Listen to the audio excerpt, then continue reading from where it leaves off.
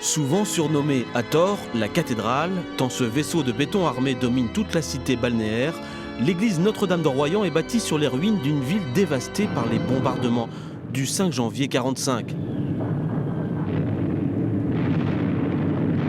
Durant les années de reconstruction en 1955, le maire Max Brusset exigera de l'architecte Guillaume Gillet un symbole pour sa ville. Royan veut être debout et pas à genoux.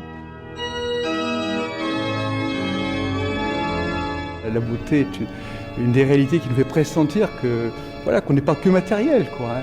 Et cette église est belle, hein, et vraiment vous avez vu comme elle nous ouvre effectivement vers le ciel.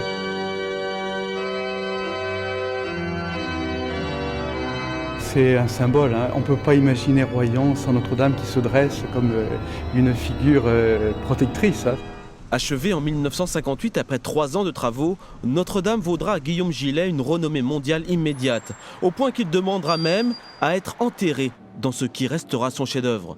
Pourtant, dès son inauguration, de nombreux problèmes apparaissent. Le béton s'effrite de partout, exposant l'ossature métallique à l'air salin et corrosif. Et puis surtout, l'église prend l'eau de toutes parts.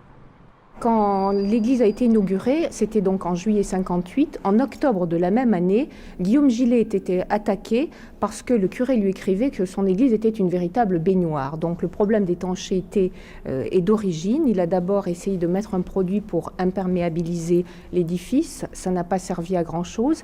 Classée monument historique en 1988, Notre-Dame va enfin pouvoir recevoir les soins qu'elle attend depuis si longtemps.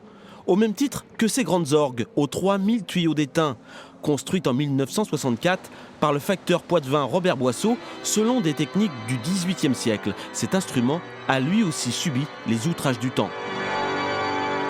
On a reçu des eaux de pluie à la tribune et puis les travaux qui ont été faits depuis des années ont fait que des poussières de béton sont venues obturer les tuyaux les plus petits. Donc on a besoin d'une restauration très très importante. Je pense que l'orgue va être muet au moins 4 ans.